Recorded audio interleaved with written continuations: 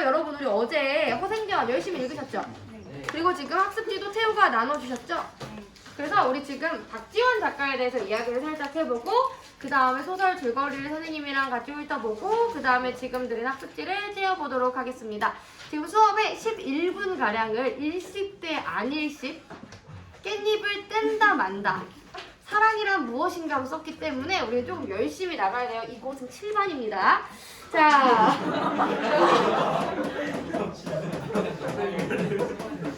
녹화가 잘 됐겠지? 잘 되고 있어 녹화? 아우 너무 창피하네요. 자, 박지원 작가입니다. 여러분 박지원 작가 1학년 때 배웠다고 들었어요. 어디서 배웠어요? 선곡할 만한 자리. 오 맞아. 맞아. 자, 1737년에 태어나셔서요. 1805년에 돌아가셨고 이런 걸 보고 작가의 생물이라고 하죠. 18세기 분입니다. 그럼 여러분 박지원 작가에 대해서 여러분이 아는 지식이 분명히 있을 거야. 뭘까? 그치, 실화. 실화자 또. 응? 응? 맞아. 맞습니다. 열하일기를 쓰셨죠. 열하일기가 무슨 내용이에요, 여러분? 청나라. 맞아. 청나라에 다녀온 기행입니다. 기행과 이에 대한 감상이 있고요. 이걸 통해서 조선의 어떠한 부분을 좀 비판하고자 하는 내용이 들어있고요. 이것과 함께 이러한 내용이 담겨져 있는 소설들도 다수 수록이 되어 있는 그런 작품집이에요. 자, 이 박지원은요, 여러분이 이야기한 것처럼 실학자입니다.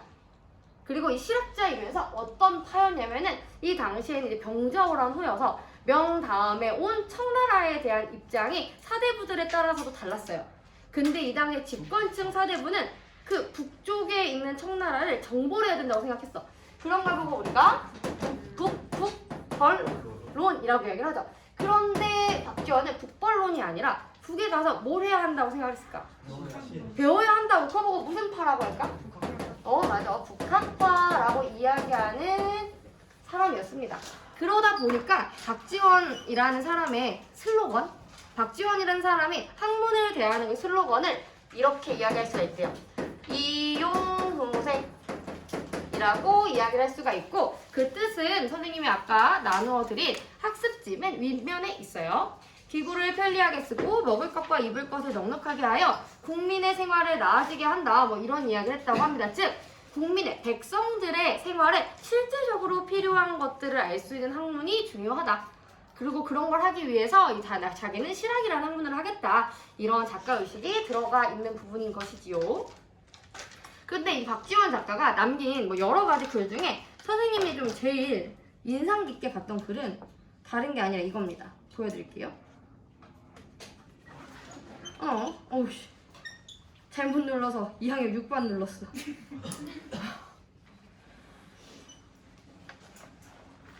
네. 박지원 작가가 아들에게 쓴 글입니다. 보시면, 이거 좀 보여주세요. 보여? 확대를 해야 될 것 같은데요. 확대를 해야 될 것 같아? 네. 내가 읽을게, 그냥. 네. 그리고 크게 관심 없을 거예요. 네. 고추장 작은 단지 하나 보낸다. 사랑방에 두고서 밥 먹을 때마다 먹으면 좋을 게다. 내가 손수 담근 건데 아직 푹 익지는 않았다. 마치 우리 엄마가 나한테 보낸 메시지 같아요.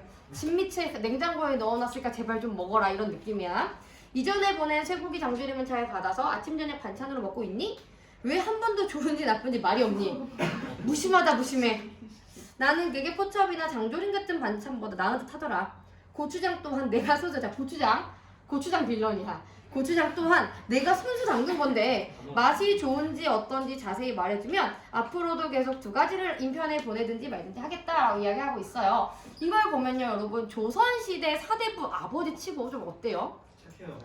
착해요. 그게 단순한 평가죠. 네, 좀 가정적이고 자식을 아끼고 좀 이렇게 권위적이지 않은 편인 것 같다는 생각이 들지 않습니까? 네. 그리고 좀 선생님이 좀 중요하게 생각했던 건 고추장을 직접 담근 부분이야. 그치? 우리 아빠도 고추장 아직 못 담그는데, 여러분 18세기예요. 18세기에 아들을 위해서 고추장을 담그는 아버지였습니다.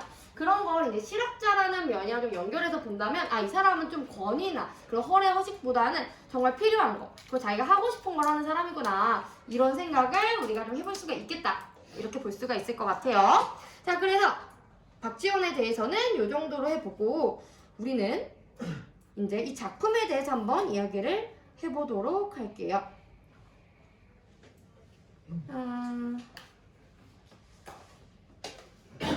빈 종이를 찾고 있어.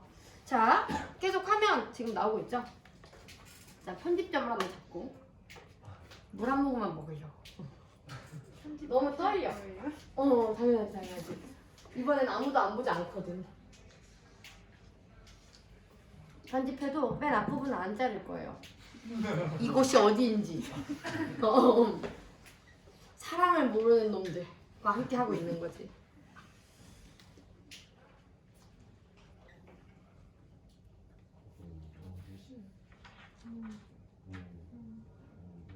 오, 여러분 사소한 것에 행복해져 해줘서 너무 고마워요. 내 펜. 자, 여러분 이제 허생전 줄거리를 선생님이랑 살짝 볼 건데 S펜이 없어. 교무실에 있나? 네, 오늘도 시간과 박스 받으려고 내 화요일 문학 시간 날려야 되잖아. 그렇게 치면. 너무 자존심 상해. 왜 맨날 나야? 다시 선생님 보여주세요. 실판사할게. 거짓말하지 마세요. 자, 편집점. 화면에 대고 하려고 했는데 펜을 안 가져와서. 자, 보도록 할게요. 여러분, 우리 줄거리를 볼 건데 이거 지워도 되죠? 네. 네. 여러분, 얘도 소설이잖아요. 한문으로 된 소설이었어요. 그러면 5단 구성으로 되어 있었겠죠? 그러면 발단, 전개, 위기, 절정, 결말 이제 이렇게 되어 있었을 거예요. 그럼 각 부분에 대해서 선생님이랑 한번 같이 다시 기억을 좀 되새겨 보도록 할게요. 자, 발단 단계에서는요, 인물이랑 상황이 등장합니다. 혹시 여기 화면이 잘 나오나요? 네. 나는 잘 안 나와도 돼. 허생이 집에서 누구랑 갈등이 생겨? 아내랑 갈등이 생깁니다.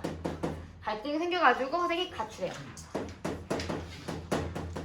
그리고 가출을 한 다음부터 이제 전개가 됩니다. 이 전개가 굉장히 길고 전개가 거의 다예요. 허생이 앞으로 어떤 행동을 했었는지 우리 한번 정리를 해볼 거예요. 일단 허생이 누구를 만납니까? 돈을 꾸러 변씨를 뭐라고요? 변씨를 만나게 됩니다. 그래서 변씨를 만나고부터 하는 행동이 굉장히 중요한데 변씨에게 얼마를 꾸죠? 만냥을 꾸는데 변씨가 아무 말도 안 하고 빌려줘요. 이걸 통해서 우리가 약간 작가의 의도라든지 우리가 좀 얻어야 될 효과는 변씨는 그냥 길 가는 사람 일이 아니죠. 그 지역 제일 부자잖아. 그러한 거상이, 그러한 부자가 지금 나에게 이 허생에게 너 약간 좀 비범하다 이런 얘기를 하는 거야. 저자는 뭔가 다르다. 그러면서 우리로 하여금 허생의 행동에 좀 주목하게 하고 허생이 하는 행동이 사실은 말도 안 되게 잘 풀리잖아. 그런 거에 좀 당위성을 제시해주는 부분이죠. 자, 그래서 허생이 돈을 꾼 다음에 첫 번째로는 뭘 하냐면 이걸 합니다. 뭘 되게 많이 사요? 과일을 많이 사고요. 또 그죠? 말총을 굉장히 많이 산 다음에 오를 때까지 기다렸다가 조선에 있는 거 다 산 다음에 나중에 가격이 몇 배까지 올랐을 때 팝니까? 그렇죠. 10배까지 올랐을 때 파는 거예요. 2배에 사서 10배 팔았네? 이런 거 보고 우리는 매점 매석이라고 합니다. 가격이 오를 거라는 걸 예상하고 사들여서 그 다음에 다 오르면 그때서야 품귀 현상이 나올 때 좀 파는 거. 매점 매석이라고 한다. 자, 두 번째로는요. 그렇게 번 돈을 가지고 누구를 만나냐면요. 도적들을 만납니다.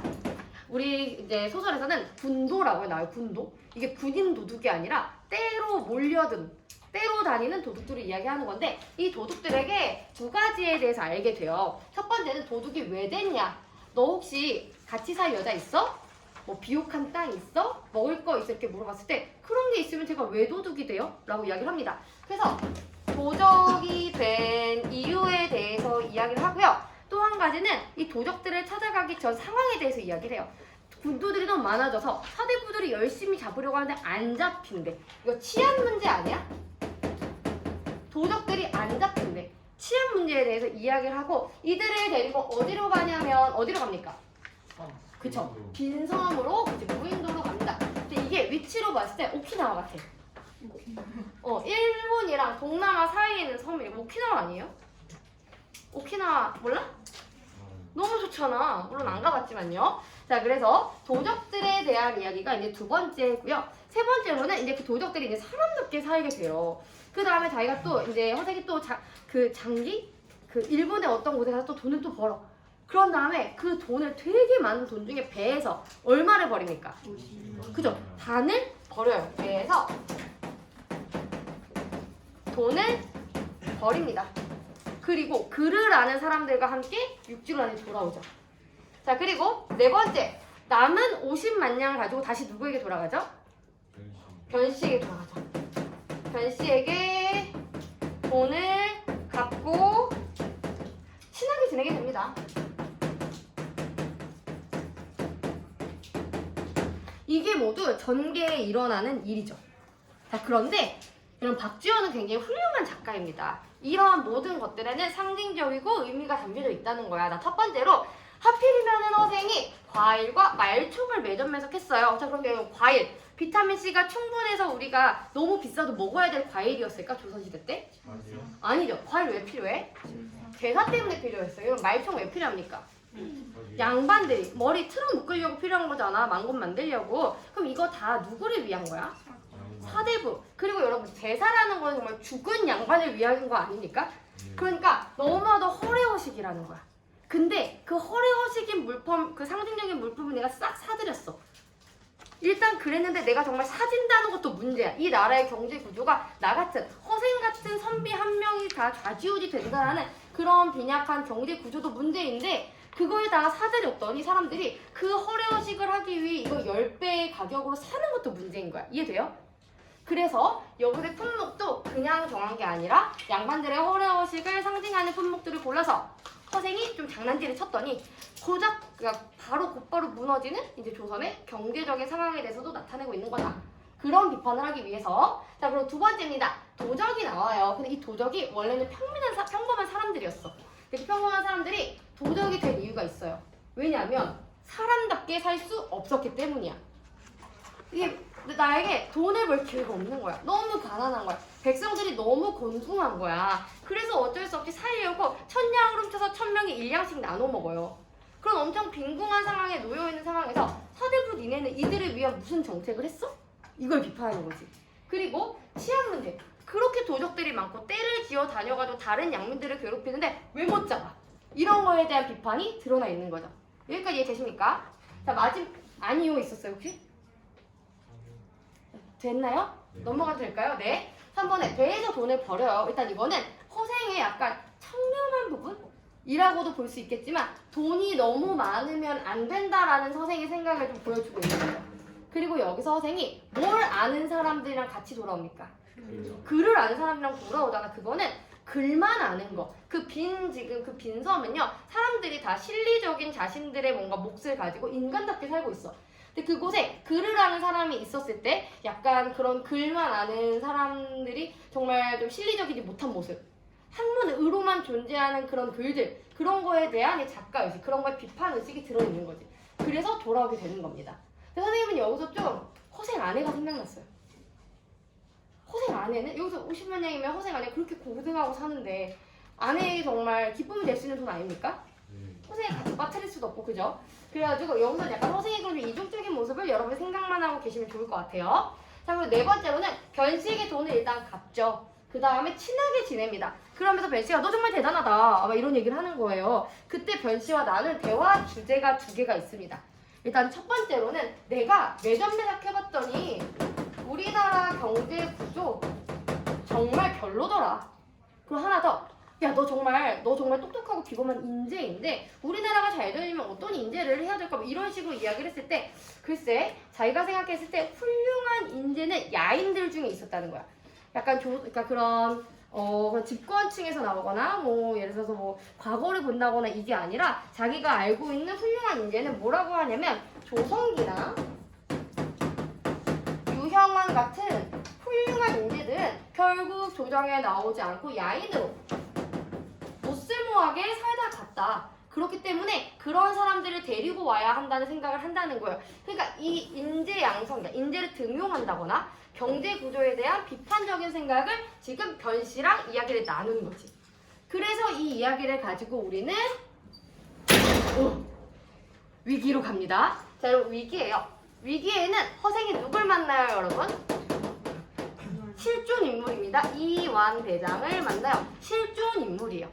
실존 인물을 넣으면서 약간 좀 현실감도 주고, 우리한테는 이완이 모르는 사람이니까 약간 현실감이 없겠지만 그 당시 독자들로 보면 나 아는 사람이다, 국회의원이다, 대단한 사람이다, 이런 생각을 할 거 아니야. 이완이라는 사람을 만나서 이 이야기에 대해서 이야기를 하는 거죠. 그래서 여기서 허생이 이완에게 세 가지 계책을 이야기하는데요. 그걸 우리는 시사삼책이라고 이야기를 합니다. 시사라고 하면 여러분 시사 무슨 뜻인지 아시죠? 그러니까 돌아가는 세상, 지금 상황에 필요한 세 가지 책략을, 세 가지 계책을 이야기해준다는 거예요. 첫 번째로는 무엇을 이야기를 하냐면요. 일단 인재를 등용할 때 집권하는 임금이나 그런 사람들이 가서 이런 야인들에게 삼고초려 하더라도 인재를 확실하게 적극적으로 등용해야 한다라는 이야기를 하고요. 그리고 두 번째로는 무슨 이야기를 하냐면 이제 이전에 있었던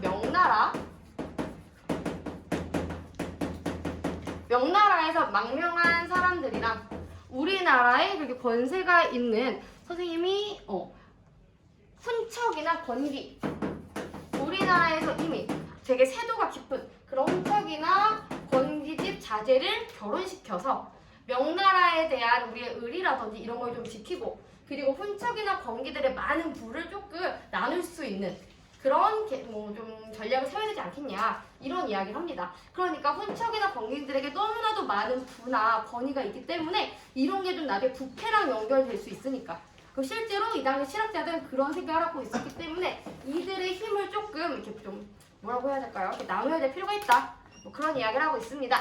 자, 그리고 세 번째로는요, 청나라에 대한 이야기를 해요.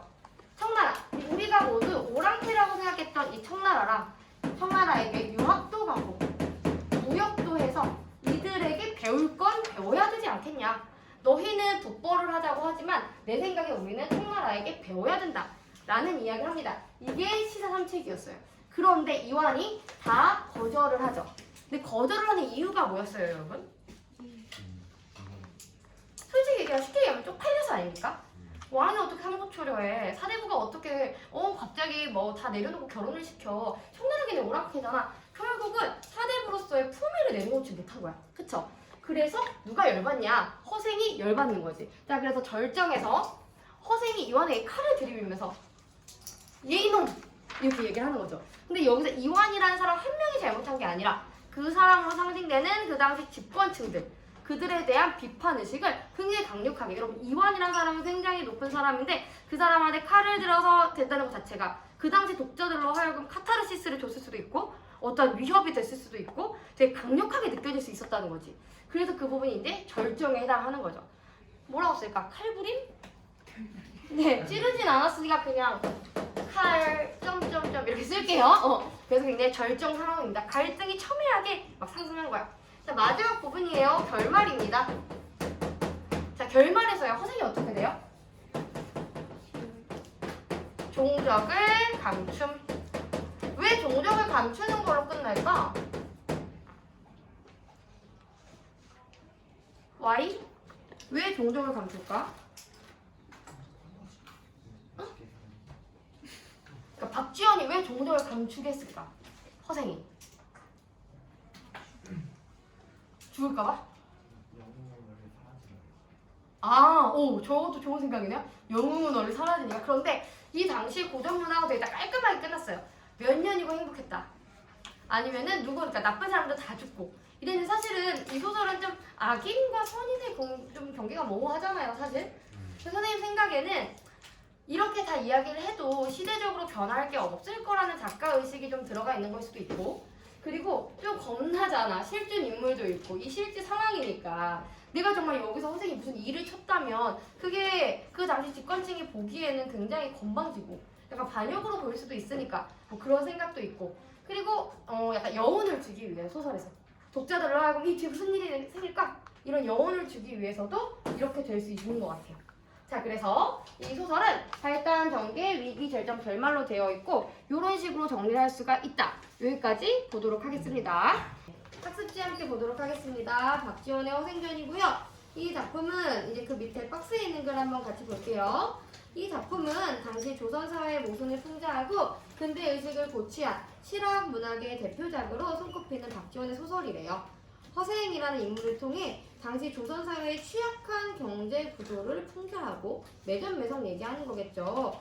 가난한 백성의 구제와 이용후생의 실천을 강조하였다. 여기서 이용후생은 필요한 지식, 그게 이제 생산성이 있는 이제 그 백성들의 실리와 필요한 백성들의 실리에 필요한 그런 지식에 대한 이야기였죠. 이와 함께 북벌론의 허구성을 비판하면서 집권층의 무능력과 허례허식을 비판하고 있었습니다. 북벌론의 허구성을 비판한다라는 게 북을 청나라를 지금 당장 치자 이거 너무 섣부른 생각이다 이런 거예요. 그렇다고 막 청이랑 너무 친하게 지내자 이런 거랑은 약간 다른 거야. 글을 치기 위해선 뭐 진심인지 아닌지는 모르겠지만 그들을 일단 알기 위해서는 우리가 그들에게 모자란 부분은 배워야 된다 이런 생각이 우선적이었던 거죠. 전체 줄거리 보도록 할게요. 자, 가난하고 어떤 능력이 없는 선비였죠, 선생님? 그렇지, 경제적 능력이 없는. 이름이 뭐예요? 그렇죠. 선생님이 누구의 질책으로? 그쵸. 여기서는 처의 질책으로 뭘 중단하고 집에 나섭니까? 독서를 중단하고 집을 나섭니다. 허생에게 독서는요 어떤 의미였을까? 돈벌이 아니잖아. 그냥 학문적 성취야. 학문적 성취. 그러니까 아내가 미치고 팔짝 뛰는 거야. 그거 한다고 밥이 나오냐 떡이 나오냐. 지금 네 식구는 죽고 있지 않냐. 말라 죽고 있지 않냐. 막 이런 얘기지. 전개 부분 볼게요. 허생이 누구한테 돈을 빌렸죠 여러분? 그쵸? 변부자라고 써볼게요. 좀 이상하다. 변부자.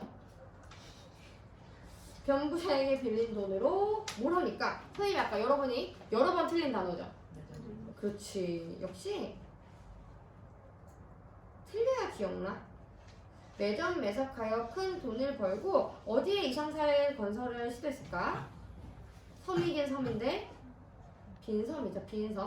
이 섬이 선생님들 그 전문에 있는 위치 보니까 오키나와 같아. 오키나와. 그게 이제 그 동남아랑 일본 사이의 섬이라고 했거든요. 오키나와 아닐까요? 그치, 오키나와 맞는 거 같죠? 좋지, 오키나와. 안 가봤어요? 자, 집으로 돌아온 허생은 누구와 친분을 맺어요? 동꿔준 변부자와 친분을 맺고 조선의 취약한 뭘?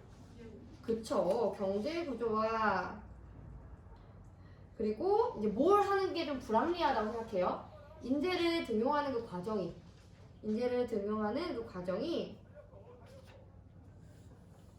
불합리성에 대해서 비판합니다. 자, 위기에서는 허생이 누굴 만납니까, 여러분? 그렇죠. 이완을 만나서 이완에게 세 가지 계책을 제안하지만 이완이 이를 거절합니다. 근데 거절하는 이유가 뭐였어요? 거절하는 이유. 어떻게 임금이나 사대부가 가서 3번이나 상고 처리하냐. 그리고 걔네 청나라 애들 걔네 오랑캐 아니냐. 그리고 이미 지금 세력을 가지고 있는 그 집권층이 집을 어떻게 뺏고 갑자기 결혼시키냐. 이게 너무 급진적이고 너무 이제 우리 사대부들, 우리 집권층의 품위를 좀 별로 유지시키지 않는 행동 같다. 이제 이런 얘기였단 말이야. 그래서 이제 허생이 열받는 거야. 그래서 허생이 뭐를 중시하는, 명분만 중시하는 누구의 행태일까? 이완으로 상징되는 집권층 맞아요. 집권층의 행태에 격분하여 이완을 크게 꾸짖는다. 자, 그런데 이완을 꾸짖는다는 것 자체가 사실 굉장한 거죠. 허생이 지금 아무런 직책이 없는데 그 당시에 대장인 이완을 꾸짖었다라는 게 그러니까 독자로 하여금은 카타르시스를 줄 수도 있고 그리고 약간 충격이 될 수도 있는 거죠. 결말 허생이 종족을 감춥니다. 그래서 이거는 이제 아무리 그렇게 이야기해도 박규자는 현실에 대한 실학자인 작가의식을 대변한다고 볼 수도 있고 좀 여운을 주기 위한 효과일 수도 있다. 이렇게 말씀을 드렸어요. 자, 2번 보도록 할게요. 허생의 행위에 따른 작가의 현실인식입니다. 허생의 행위가 아까 엄청 많았잖아. 이거에 따라서 작가의 어떤 의식이 들어있는지 한번 정해보는 거예요. 자, 일단 책만 읽죠. 글만 읽으면 경제적으로 무능력하다고 말씀드렸어요.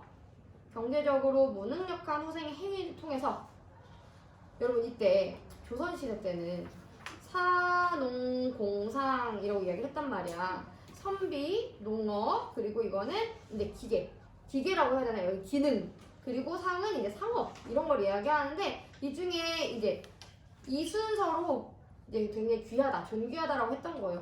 근데 그 중에 제일 귀한 이 선비가 이렇게 무능력하고 이렇게 자기가 하고 싶은 것만 하고 그런 거에 대한 비판인 거지.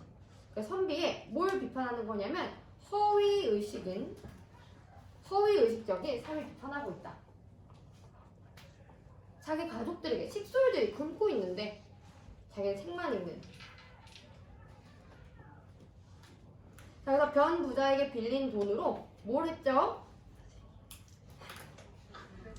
고마워. 매점 매식 누구야? 매점에서 매일 먹겠다? 자, 매점 매석하면서 돈을 벌었어요. 그걸 통해서는 조선의 취약한, 우리 아까 얘기했던 뭐였죠? 네, 경제 구조를 비판하고요. 이 양반의 허례허식을 비판한다는 건 어디서 찾을 수 있냐면 매점 매석한 그 품목을 통해서 알 수가 있는 거지. 과일과 또 뭘 매점 매석했다 그랬더라?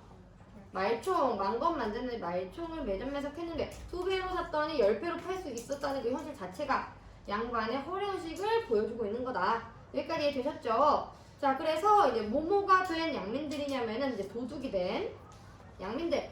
일반 백성인데 때를 지어서 도적질을 해야만 먹고 살 수 있었던, 천냥을 1000명이 이제 같이 도둑질해가지고 1냥씩 나눠 갔던 비참한 생활하던 군도를 데리고 빈섬으로 가서 이상국을 건설합니다. 이때는 뭘 비판하고 있냐면요. 자, 그들을 잡지 못했던 무능력한 지배층, 그리고 그들을 만들게 한 이용생의 정책이 없었다. 그들이 실질적으로 돈을 벌거나 음식을 만들거나 어떻게 좀 인간다운 삶을 살 수 있게끔 만드는 그런 정책이 없었기 때문에 그들이 생긴 거고, 그리고 그렇게 생겨난 도적들이 또다시 다른 평범한 사람들의 무언가를 뺏게 만든, 그것을 잡지 못한 무능력한 지배층을 비판하고 있는 거죠. 여기까지 이해되시죠? 자, 그럼 이제 마지막입니다. 이완에게 뭔가를 제시하는데 그 세 가지 방법을 우리는 시사삼책이라고 합니다.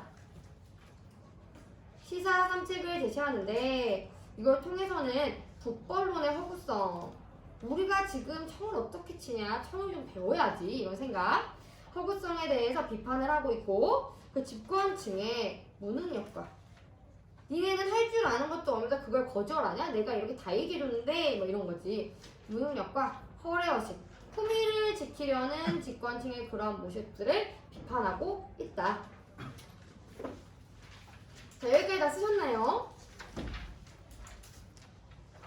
자, 그럼 우리 페이지를 넘겨보도록 할게요. 자, 작품 속 비판의 주체이자 비판의 대상인 허생입니다. 왜냐면 허생도 산업공상 중에 사잖아, 선비잖아. 그래가지고 이 허생이 비판을 하고 있죠. 이완에 대해서, 나라에 대해서 비판을 하는데 허생 자체도 비판을 받고 있어요. 누구한테? 아내에게, 그리고 작가에게 비판받고 있습니다. 자, 일단 비판의 주체로서의 허생을 보면요, 일단 이완을 질책하죠. 이완으로 상징되는 집권층에 대한 질책입니다. 허위에 찬 양반사회의 구조적 모순과 당시 지배 계층의 정책인에 이용후생하지 않은 무능한 정책을 비판하는 주체로 허생이 등장합니다. 속 시원하게 얘기하죠. 그런데 허생 그마저도 사실 솔직히 나는 그 돈 다 버린다고 했을 때 허생의 아내가 떠올랐어. 이거 허생도 같이 버려야 되는 거 아니야? 그 많은 돈을 아내에게, 여태까지 아내 고생한 거 다 돌려줄 수 있을 정도의 큰 돈을 버리죠. 자신의 신념을 위해서. 그런 것도 그렇고, 그리고 처음부터 책만 읽다가 나중에 결국 막 갈등이 일어나서 나가잖아요. 초가에서 뭐만 하죠? 독서만 하죠. 그리고 뭐뭐에 대한 책임감이 없으니까 식솔의 생계에 대해서. 그래서 아내가 삭바느질로 겨우 집안을 이끌어가는 상황을 만들고 아내에게 질책을 받습니다. 그래서 이러한 이제 뭐 허생 역시도 약간 그렇게 산업공상의 생각에 따로 사로잡힌 거지. 나는 선배님 책을 읽어야지, 이런 생각에 사로잡힌 허생이었다. 의도적인 장치가 아닌가 싶어요. 자, 허생에 대한 평가입니다. 일단 긍정적인 평가와 부정적인 평가가 있는데요. 긍정적인 평가는요. 군도를 이끌고 빈섬에 들어가서 이상국 건설을 시도했습니다. 이거는 자신의 이상을, 자신이 꿈꾸던 이상을 실천해서 성과를 얻었잖아. 그들이 모두 사람답게 살았단 말이야.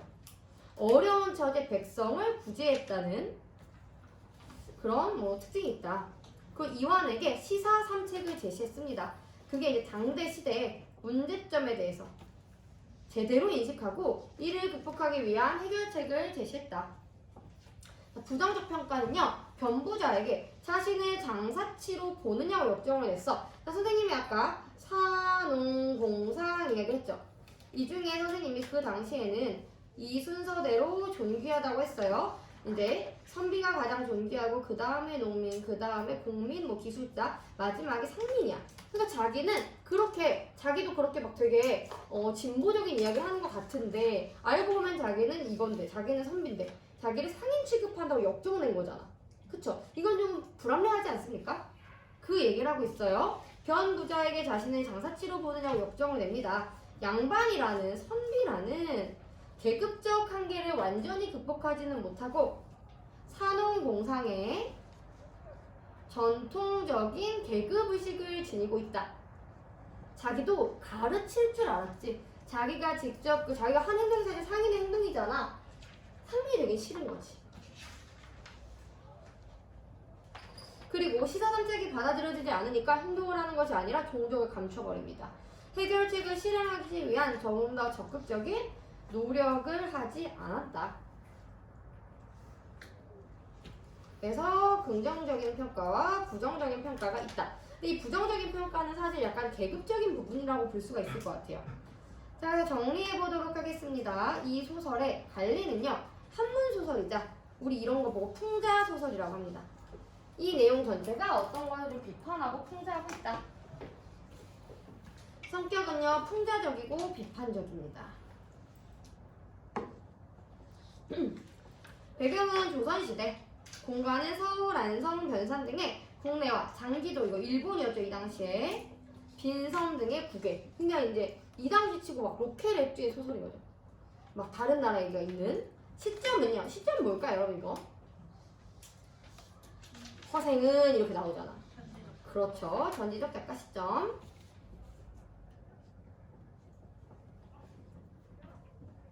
양반 사대부들의 어떤 점이 있었어요? 이 사람들 능력 있어 없어? 없다고 생각하는 거야. 무능함과 그리고 허위의식을 비판하고 지배층의 각성을 촉구하고 있다. 니네 제발 정신 차려. 이렇게 인재증명하면 안 돼. 그리고 지금 어떻게 북을 쳐. 일단은 배울 때야. 이렇게 각성을 촉구한다. 특징은 일단 박지원이라는 작가의 특징을 같이 넣어서 실학사상을 바탕으로 당대 사회의 모순을 풍자하고 있다. 허생이라는 약간 비범한 영웅적인, 여기서의 영웅적은요 완전 무결하다라는 게 아니라 이 사람 뜻대로 다 됐잖아. 그런 거 얘기하는 거예요. 영웅적 인물의 행적을 중심으로 사건을 전개했다. 실존 인물을 등장시켜, 이완대장을 등장시켜 현실성을 부여했습니다. 일반적인 고전소설과는 달리 약간 이거 완벽한 미완은 아니지만 미완의 결말을 보여줍니다. 왜냐면 일반적인 고전소설은 이거 완벽하게 해피엔딩이야. 누군가 죽고 몇 날 몇 대 몇 년 행복하게 살았다더라, 이런 내용이 이제 주를 이루는데 이 소설 같은 경우는 동정을 감췄다 하고 독자들의 상상에 맡기는 거죠. 그런 것들이 이 소설의 특징이라고 할 수가 있다. 아니 내가 언제 수업 끝났다고 했죠? 어떻게 이렇게 다 집어넣을 수 있어? 네, 오늘 수업은 여기까지입니다. 고생하셨어요. 꺼주세요.